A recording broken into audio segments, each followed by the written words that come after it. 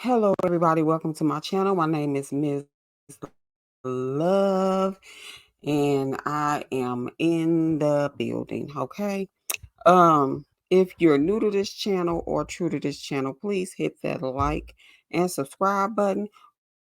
Rock the bell so you could be notified every time I upload a video, or I might surprise you and go live. You never know.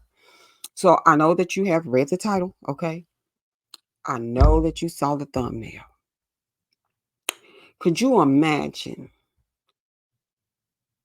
the very person that you call on when you fall and you scrape your knee? You fall off your bike. You're hungry. You having nightmares. The very person that gives you hugs and kisses. The very person who is your Valentine while you're young. The very person who you run to in the middle of the night when you're having a nightmare. Mommy.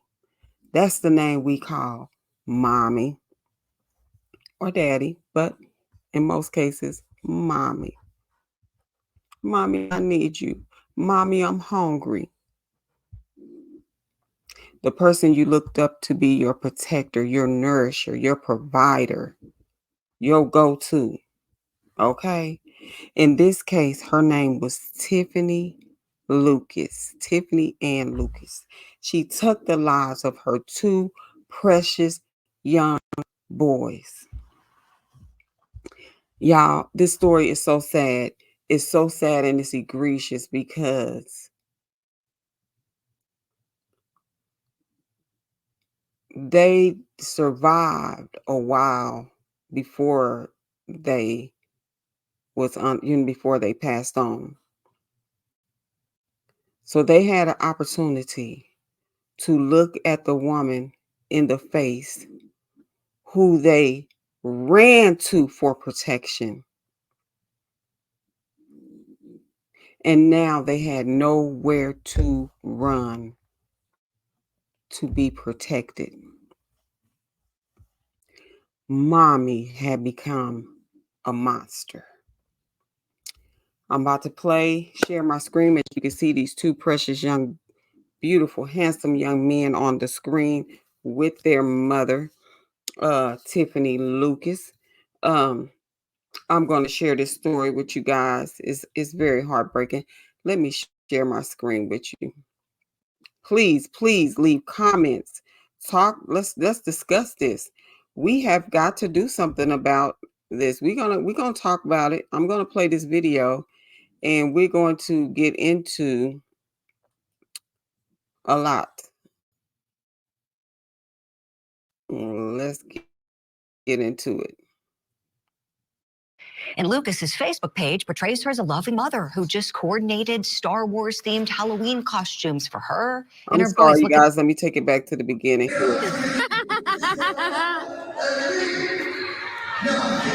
Y'all having a good time?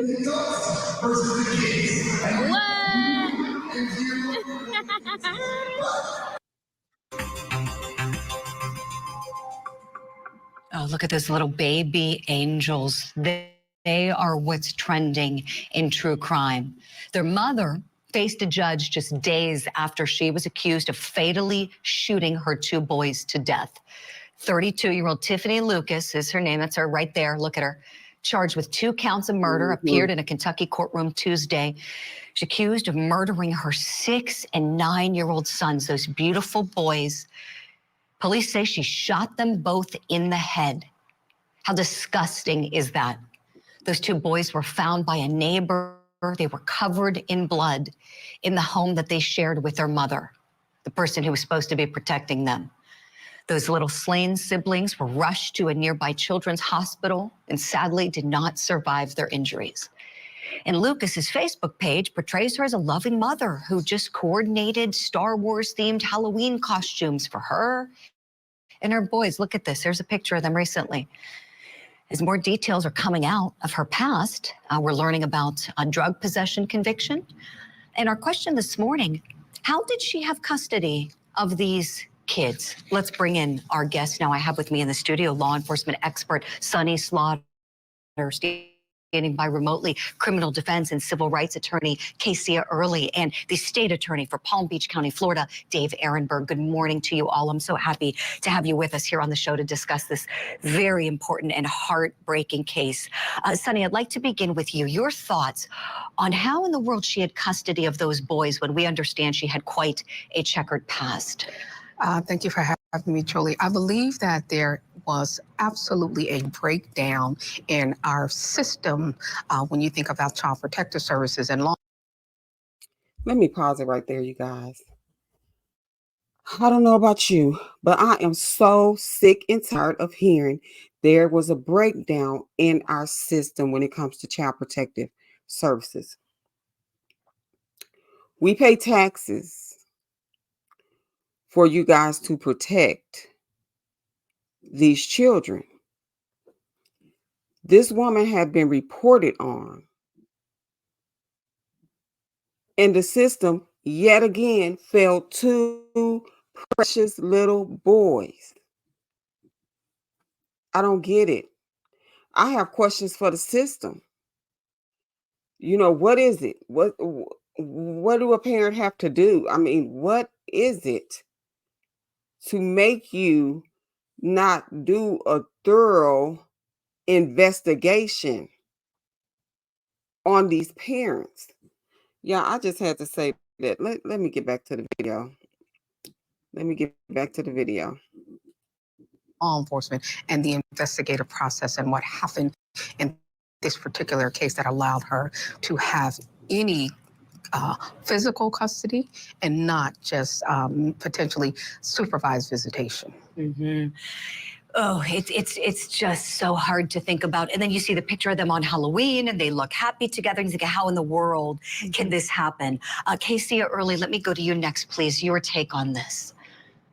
Good morning, Julie. This is absolutely heartbreaking. As a mother of four, every time I hear about a parent killing their children, I could just never imagine how do they reach that point.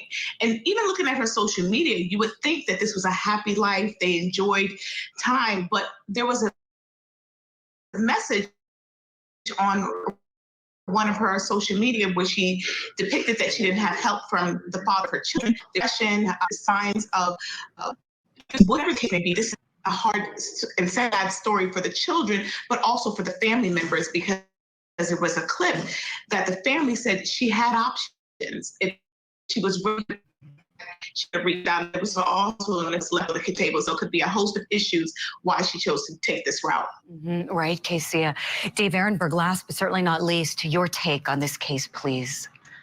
Yeah, Julie, this is so tragic. It's hard, though, to know at this point what the relationship there was on the other side with the father's family. There was a press conference afterwards with relatives of the father who were lashing out, saying, this is no accident. I mean, the excuse she made, it was an accidental death. You don't shoot a baby, a child, twice in the head and then the other one gets shot. So she lies. She obviously has drug addictions. As far as why she had custody, we just don't know what it was like on the other side, on the father's side, if he gave up custody or if there were issues over there. So at this point, it's probably premature. Although, look, it's not going to be the first time in a state that Child Protective Services screw up. It seems to be way too common in this age of budget cuts. Mm-hmm. Oh, Dave, appreciate it so much. Very well said.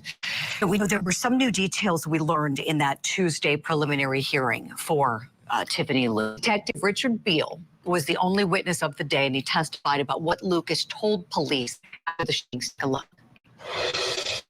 I asked Miss Lucas if she meant to hurt her children, and she indicated that it was an accident. Quote, it was an accident, end quote. She also made some comments such as, quote, I'm in such a bad spot, end quote. Quote, I'm so stupid, end quote. End quote, I would never do anything like this unless someone manipulated me, end quote. Tragic details in such a tragic case. The question we're asking this morning, do these crimes warrant the death penalty. We know that capital punishment is legal in the state of Kentucky, but won't apply if a person is deemed to be mentally ill by the court. Based on all the allegations we're hearing, should Tiffanie Lucas face the death penalty if she is convicted of these crimes? I want to turn back to my guests now and get their thoughts. Sunny Slaughter, let me go to you, please. Emotionally, I want to say yes. But as a law enforcement expert, I need to keep the audience informed that facts and evidence matter, including a mental health evaluation and all of the circumstantial and confirmed evidence around this case. So we should not, we might have our opinions, but we need to be careful how we think about this particular case until we have all of the evidence available to us. Right. I really like what you're saying here. We do need more facts. I wish we had more facts. And depending on which way this goes factually, whether there is zero evidence of mental illness that may warrant the death penalty versus if there is a whole different story. Casey or Early, back to you on this one. Your thoughts on whether prosecutors made a decision to seek it. How do you see the case playing out, please? Well, I believe that those initial incriminating statements may be used as aggravating factors because initially it doesn't appear to be a mistake, as my colleague stated. She was better off not saying anything. That way the defense can properly prepare a better theory in this case. So that may go against her as an fact, but of course there could be mitigating factors. Yes, she had a history of drug abuse, but she didn't really have a significant violent criminal history, and she was the primary caretaker of the boys and then had a long span of no criminal history. So she may have substantial mitigating factors that can outweigh any aggravating factors for the death penalty. I love you're bringing the Casey right. Only Dave Ehrenberg, to you. You certainly know what a weighty decision it is for a state attorney's office any time to make that decision. Talk to us about the thing to go through in the coming weeks to gather that information in order to make the proper call. We look at the aggravators versus the mitigators. And as Casey said, it doesn't look like she has an extensive criminal record. Plus, if there's mental health issues, if there are drug addiction issues, it's less likely they'll be able to get the death penalty. It doesn't mean they won't seek it. I mean, this is a horrific case about two especially vulnerable individuals who were murdered. And so it's going to be on the table. And we should. It's vigilantly on a woman who kills her kids. It's very unlikely. Jurors do not like to impose a death penalty on women. It's just a reality of the criminal justice system. Just a reality of the criminal justice system. Ooh, child. I don't get it. I don't know what that mother was going through. You know, I really don't. I don't know what she was going through. But let me hold on just a second, guys. Okay. I don't know what this young lady was going through. It is just a horrible situation. She stated to the authorities that, you know, it was an accident. I don't get how you shoot your child twice in the head and it's an accident. And you shot the other child. I don't know if the other child was shot twice. I know they said it was 4 gunshots. Maybe she meant to shoot the other one twice and he was only hit once, but needless to say, she executed her boys because she shot both of them in the head. And just imagine what those boys was going through at that time to see their mother point a gun to their head and pull the trigger. Imagine what the other young boy was going through if he witnessed her kill his brother. I mean, it's just a lot that, you know, of course we wasn't there, but it's just a lot to think about what these babies went through. Looking at the very person who they run to for protection, and now they have nowhere to run.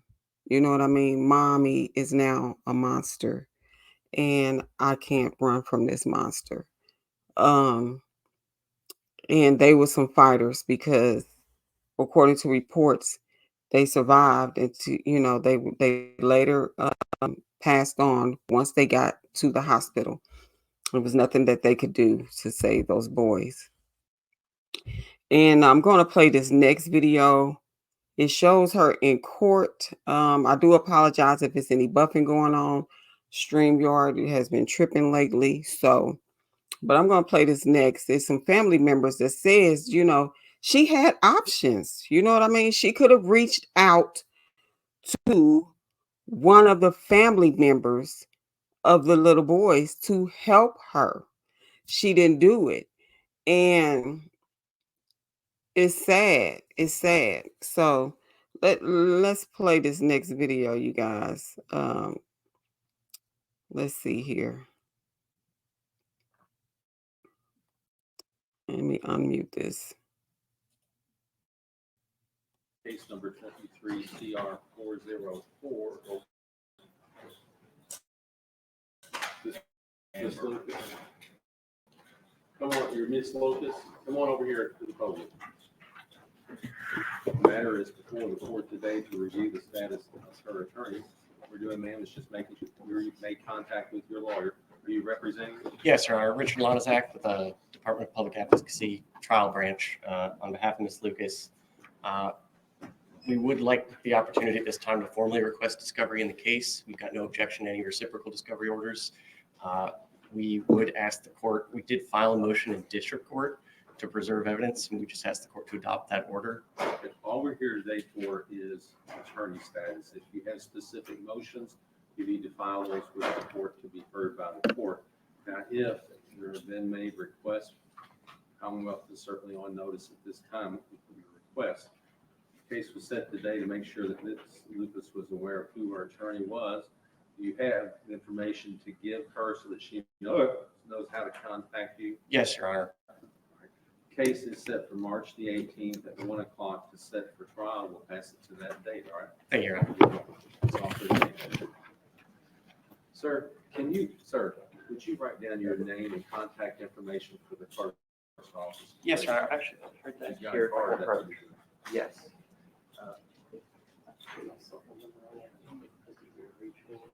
Oh, okay. Thank you. Thank you. Commonwealth versus Lou. Does anyone have anything or anyone that wants to go first? Or anything particular with her? No. Okay. I'll start with you, Bobby. Just Okay. tell me, especially for you making such a long trip here, why is it so important for you to be here, even for something little like this? Because I just wanted to make sure that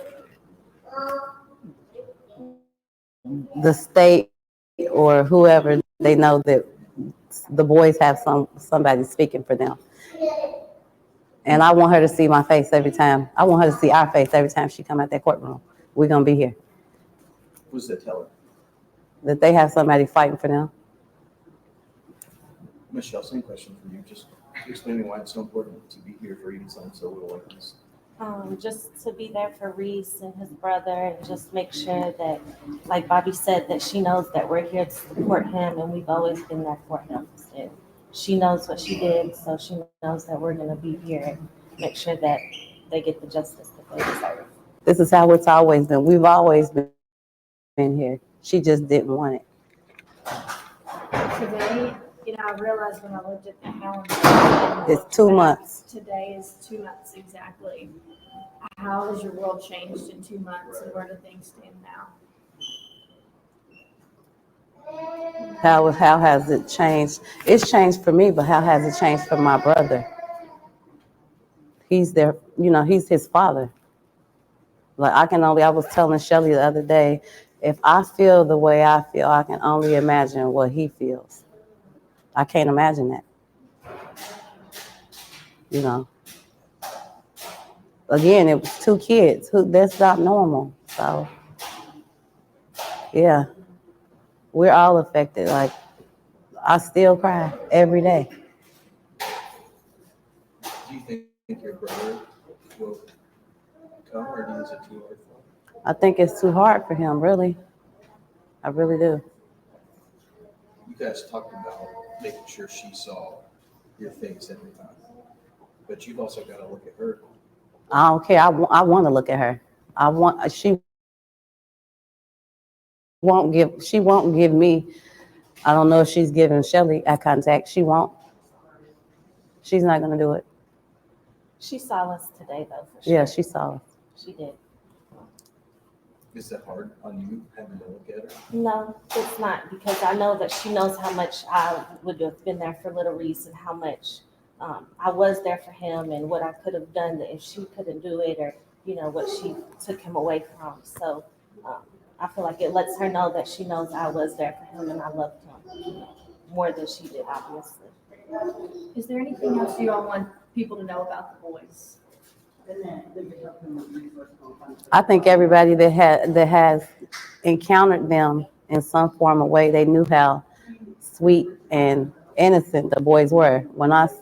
They just were. I'm not just saying that because they were my nephews. They were very sweet, and they're innocent. They're kids. We shouldn't have to be here going through this. They shouldn't have had to go through what they went through at all. And I would feel the same if it was anybody's kids. They didn't deserve it. Have you gotten any clarification on what happened with the mix-up from the hospital? No, they haven't. As far as I know, they have not reached out to my brother or my mother or anybody. Not the hospital, not the morgue, not the coroner, not CPS. Nobody. How does that make you feel? It makes me feel like they know they did something. Like my main focus of being here is because CPS failed them once. I have. Then the more coroner hospital, what she did, and she needs to go. You already know my opinion on what I would like to see, and they were innocent kids. And it should be some kind of protocol with CPS. It should. CPS was already involved on more than one occasion. And I've contacted them. Other people have contacted them. They draw. What y'all want to add about the importance of just being here every time? I mean, you know, this is a really quiet. You're just being here for all of them. I don't care if I'm physically here, I'm going to be here. When I saw her in court, it's exactly the way she was the last time, which was cold, indifferent, and I don't care. Can you comment on her attitude? She just doesn't. I can't even say how I would feel because I would never do that. But it's just cold. It just shows her personality. It shows what we have seen to CPS all along, and nobody did anything. Point for the parent, mom, always hey.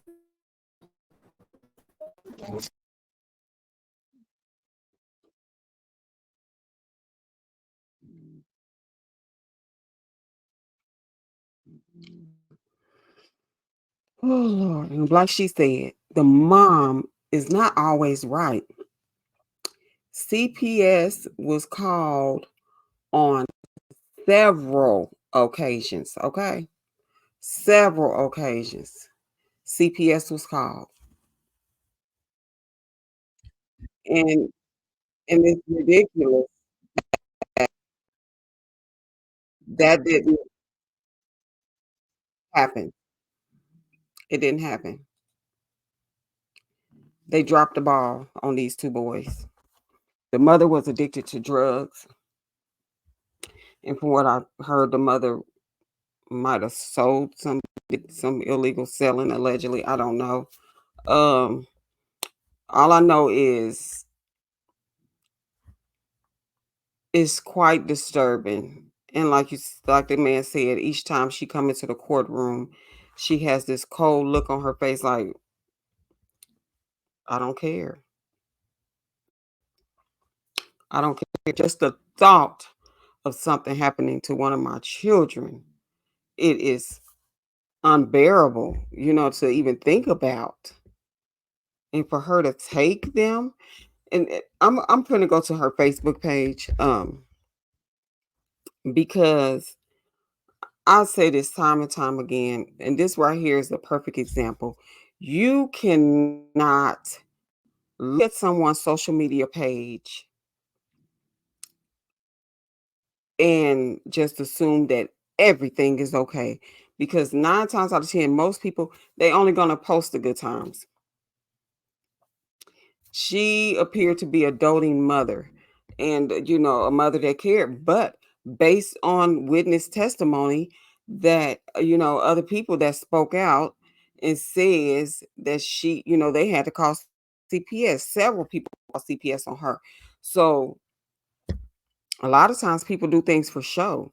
She took her boys and she spent a lot of time. They looked like they was well taken care of, according to these Facebook posts. Um, but not so. So let me see here. I'm gonna go to her Facebook, and because this is crazy. I just can't imagine what those babies were going through. I can't imagine. Look at this. This was October. Let me go back up. So this was October of 2023. This was a month before she unalived her boys. This is Halloween, and they all dressed up as Halloween. Uh, let's go. It looks like a very normal, loving family. Looks very normal. She's an attractive young lady, two handsome young boys. Let's see this video.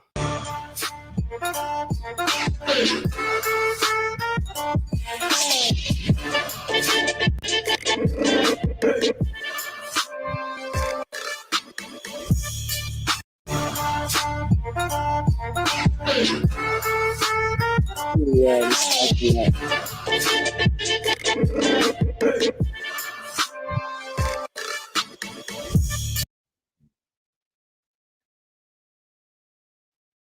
okay, this is the four.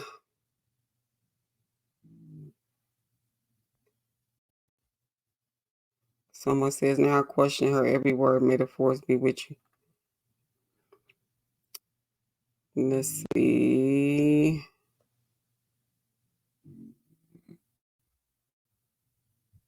Because let's see, sorry, but a BD, but I guess baby daddy can be bitter too, not helping financially because you and the mom aren't in good terms, not helping physically or helping with picking pickups from practice, daycare, not wanting to create a set schedule for your kids, constantly trying to make things harder for the mom, halfway doing stuff, picking and choosing, etc.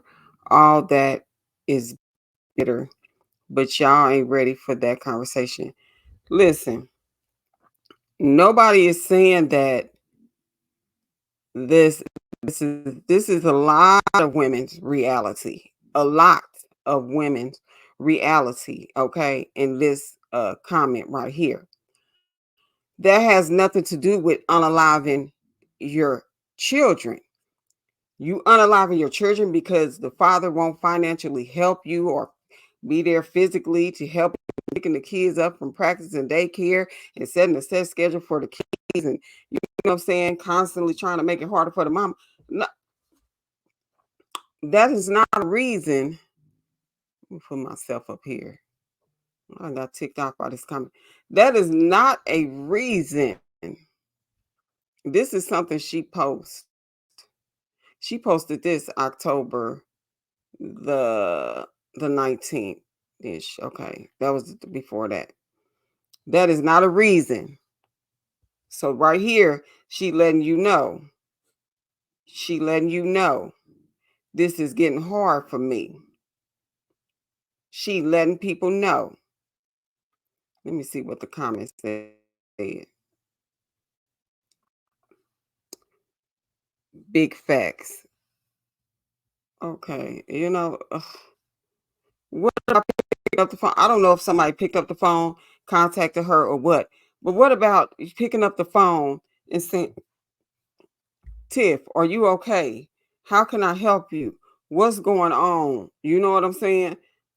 Nothing. You had two women that said they will be there for you. They will help you. It does not have to be the father. If the father is not there, it does not have to be the father. It could be somebody connected to the father that's willing to help you. But because you're upset with the father, what you say is bitter, he's not there for you financially or emotionally or helping you with practices and doing all this type of stuff, then you take it out on everybody in the family. Then you also have somebody else look like a friend or something that was willing to help you. Look at this here. Let's see. The video of them. Boys! Peanut!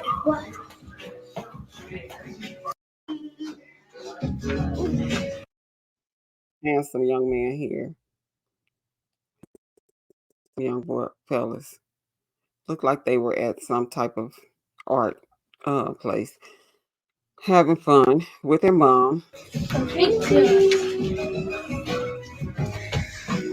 Had so much fun painting with the boys.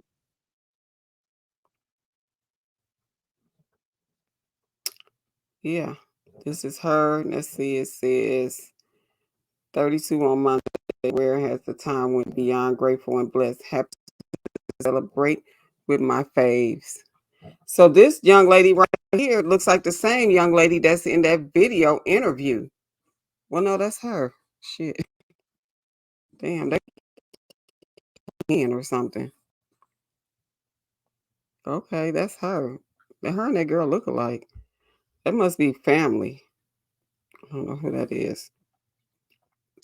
But anyway, let's go down here and see. So it looked like she was selling shoes and all that. I don't have time with Peanut's birthday and packing, organizing. We'll still drop off today. Let's see if you want 11C. Thanks for all the support. See right here, she's having a breakdown. She's selling stuff. And this is September of 2023. It says here, check my story out. Tons for sale and free.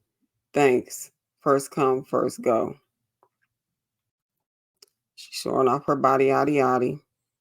Family is everything. Happy birthday to the woman who made our family possible. No us without you. Man, that's grandma. Looks like grandma. I don't know if these are her sisters or what. But there's another picture of her. It's her. Here's her boys. Oh my gosh. Some boys. Goodness gracious. Her again. She's saying photo dump.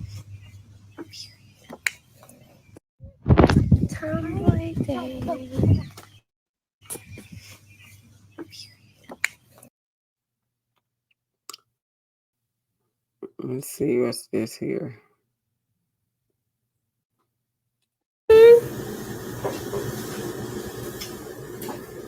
Okay. Oh. And this right here was July the 6th. Okay. Let's see. This was the 4th of July. I'm assuming happy 4th. And her boys, him. One of her boys popping a little sparkle.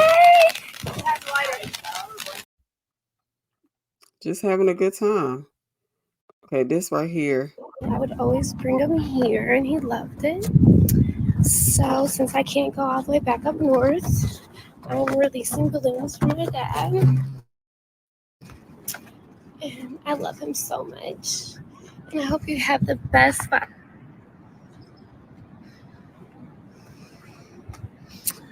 They didn't have Father's Day balloons, but I got a smiling face because you always make me smile. And a flower because you always bought me flowers. Be grateful if your father is here. Be present in his life.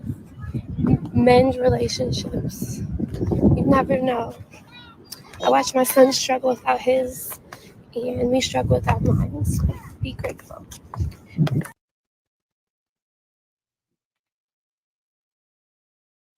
So this her oldest son, I do believe Jaden, lost his father. So she's wishing her father and Jaden's father a happy heavenly Father's Day. Let's see, which one is Jaden? I think this is Jaden. Okay. I don't know if Jaden is the oldest or not. I do believe Jaden is the oldest. And here's the youngest. Now the youngest one, his father was still alive. I don't according to her, he wasn't present, but according to the sister, didn't allow him to be present. Look at this. But because she was going through, the authorities said that when they entered her home that they saw an eviction notice on the table. So she was getting evicted from her home. She went through financial struggles. I mean, it happens. People go through, look at this purse. Go pawn it. Go pawn it. So yes, let me stop sharing that there. And delete that there. I'm just outdone with this story. I'm so sick of stories like this. You know what I mean? Because whenever you are present in somebody's life and you know that person, you know their behaviors, you know how they act, you just know. You know what I'm saying? When you notice a change in a person's behavior, when you notice that, do something about it, please. Do something about it. And it's unfortunate that she had people in her life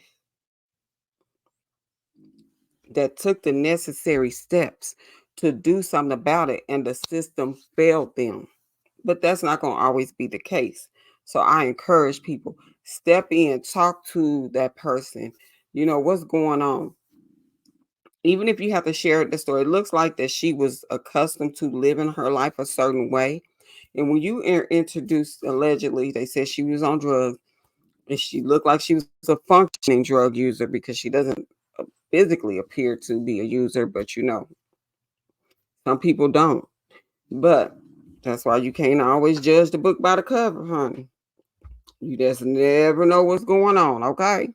You never know what people are doing behind closed doors on their spare time.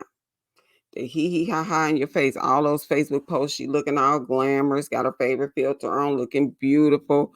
Body is bodying, you know what I'm saying? A beautiful young mother, okay? And then she came across some financial struggles. And it could be, you know what I'm saying? Mom might have been living a little bit beyond her means. You just, hey, if you purchasing drugs and purses, I mean, hey, you need to let one of them go. Preferably let the drugs go. Okay. Probably gonna cost you more money than a bag. Go get the knockoff. I don't know if that was a knockoff or what, but anyway, my thing is this. She could not deal with the pressures of life.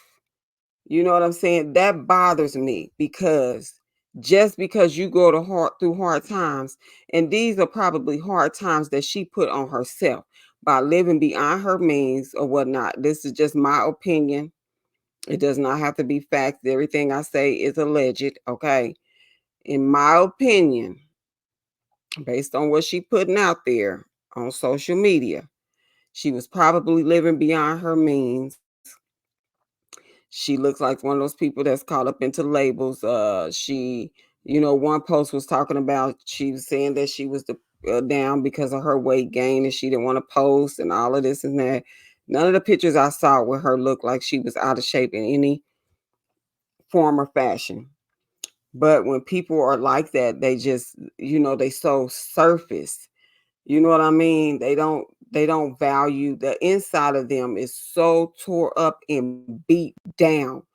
And all they know how to do is like going to the doctor for a pain that you have. And all they give you is a pain pill that does not fix the problem. It just covers up the pain temporarily. Okay. That's what a lot of people do with they put on all their makeup, they get dressed up with the fashion and all of that with their little Gucci bags and Louis Vuitton or whatever. The outside is all dolled up and it's masking. It's just a cover up. It's just a temporary fix for what is really going on the inside. You neglecting what your inside to put a facade on, a front for people to see you when they really not seeing you. You see what I'm saying? They really don't see you. It's obvious. Do you put these posts up? And a lot of her posts, she was crying out for help. And she had the help available to her. She just chose not to take it.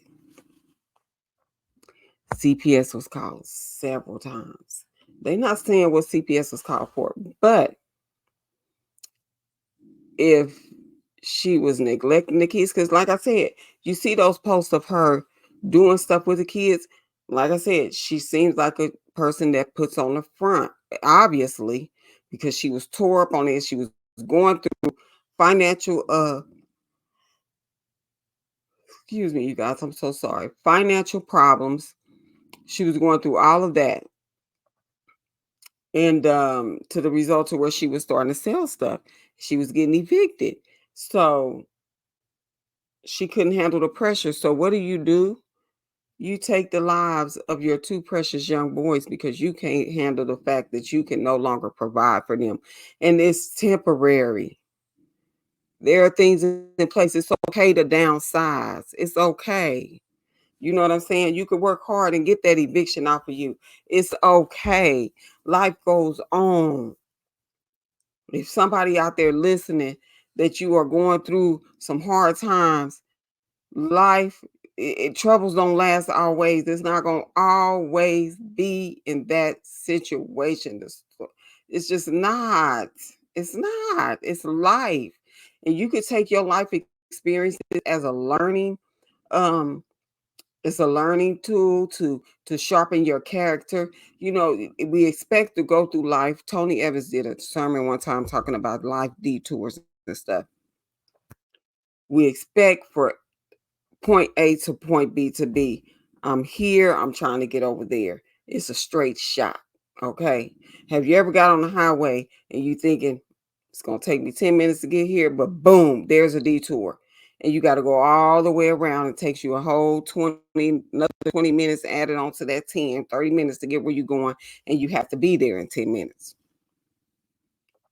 You can clown and act a fool and fuss and cuss and do all that. It's still not going to change the fact that you're going on that detour. But what you can do along that detour, oh, I didn't know that was over there. Oh, I didn't know I could go this route. Oh, you discovered a new store. You discovered this. You witnessed the scenery. You got just a lot. Okay, you could pick up a whole lot of things. Quit trying to get crumbs when you can get the good stuff. You see what I'm saying?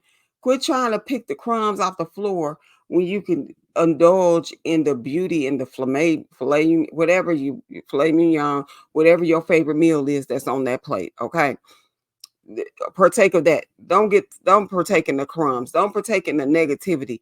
Go about the positive. Yes, I had to go on this detour, but look at what I discovered along the way of this detour. You know what I'm saying? That's life. You're not going to always be able to. There's sometimes you're going to be able to go from point A to point B, but that's not going to always be the case. That's not going to always be the case. You're going to go through hard times. Period. And the hard times might not always be financial. You see what I'm saying? People think hard times is always, I don't have the money for this, I don't have the money for that.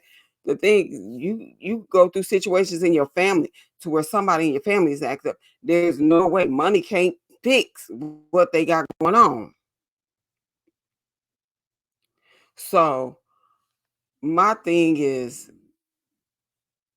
check on the people around you. And somebody hurt feelings is no excuse for you doing what you need to do in order to make sure they safe and their kids safe and whoever else they connected to is safe. Okay, do what you need to do, period. I don't care what people can say. They can say you a snitch, they can say you this, you or that. Call me that. If that's gonna save 2 kids' lives, if that's gonna save your life, I'll take that title. Okay, but we have to be willing.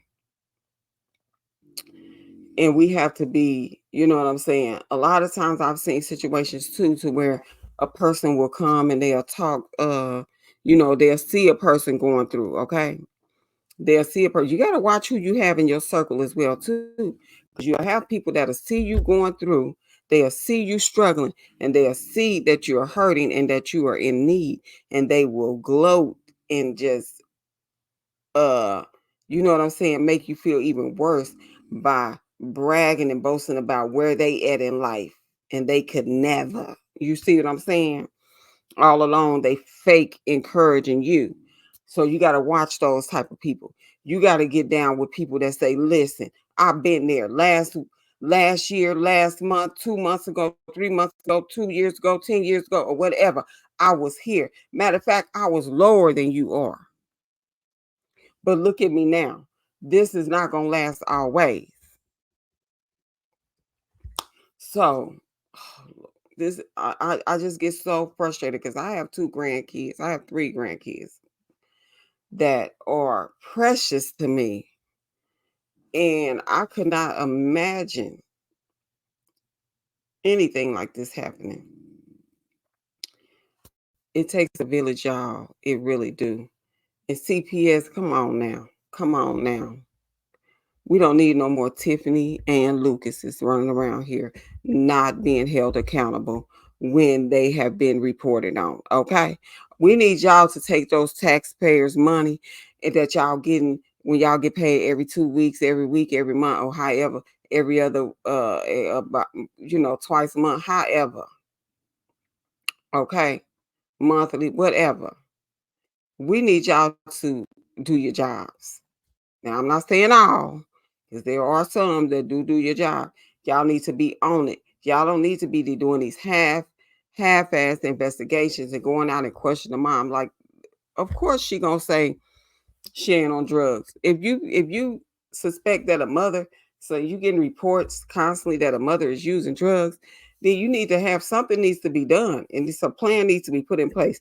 I need you to drop for us. Not just one time, okay? Not just one time. It needs to be a consistent program to set in place. We need you to do. If you find drugs in that parent system, then in order for you to keep your kids or get your kids back or whatever, you have to go on rehab, and not for no week. And then after that, we need to see a pattern of you continually to stay clean and sober. And the resources need to be in place for these parents, these mothers, these fathers, everybody. The resources need to be in place for them to get continual care, therapy, treatment. Okay. Y'all, so I'm gonna end this video now. You know what I'm saying? Rest in peace to these two beautiful young kings that, well, they weren't able to even grow up to be kings, prince. You know what I'm saying? That are no longer with us. Rest in peace to them. I would say to you guys, make sure you hit that like and subscribe button. Okay. Subscribe to my channel, like, rock the bell so you can be notified every time I upload a video, or like I said, I might surprise you and go live. I want to go live and I want to do some interaction with people. You know what I'm saying? I'm going to get there, y'all. I'm going to get there. I promise. I'm going to get there. Okay. But I do need y'all to subscribe to my channel. If you new to this channel, it don't hurt nothing. It don't cost a thing. You see what I'm saying? It don't cost a thing. I'm just saying. Okay. But yeah, and in the meantime and in between time, love on yourself. Speak positivity over your life. Treat yourself. If you ain't got nobody to rub your feet, rub your own feet. Okay. Treat yourself. Love on yourself. Do you hear me? Love on yourself. Appreciate life. Know that it ain't gonna always be a bed of roses. You know what I'm saying? You're not gonna always see the bloom of these. Sometimes you're gonna get hit with the thorn. And it's okay. It'll heal up. And then you'll be able to smell the rose. So, on that note, I'm going to say, have a good day. Bye.